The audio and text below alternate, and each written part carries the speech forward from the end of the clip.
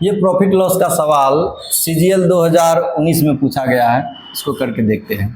अनु ने कुछ लाभ पर 480 रुपये में एक लेख बेचा।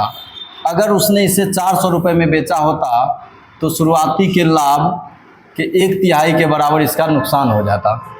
ज़रा करके देखते हैं।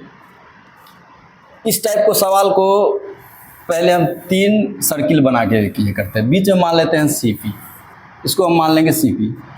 बोला अनु ने कुछ लाभ पर 480 रुपये में एक वस्तु बेचा, तो खरीदा होगा, खरीदा कितना में वो पता नहीं, लेकिन बेचा है कितना में, 480 रुपये में।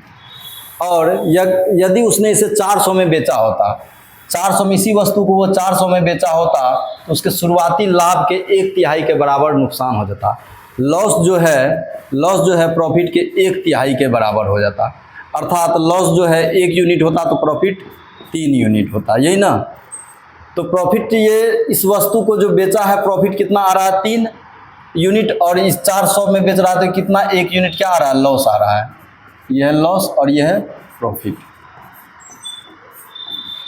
अब वस्तु को कितना में खरीदा ये पता नहीं है, और क्वेश्चन में यही कह रहा है कि वस्तु कितना में खरीदा ये बताइए। 400 में बेचा होता तो इसे शुरुआती लाभ के 1/3 के बराबर नुकसान होता, तो वस्तु का लागत मूल्य क्या था, मतलब CP क्या था, यह मुझे फाइंड करना है। तो जरा इसको करके देखते हैं।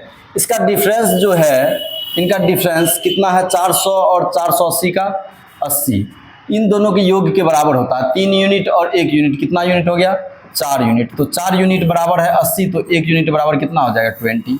तो 1 यूनिट है 20, तो 3 यूनिट कितना हो जाएगा, 60, और इधर 1 यूनिट कितना हो जाएगा, 20। अब किधर से भी हम CP निकाल सकते हैं। 480 में बेचा, 60 रुपये का लाभ हुआ था, अर्थात इस सवाल ये जो वस्तु है खरीदा होगा कितना में, 420 में।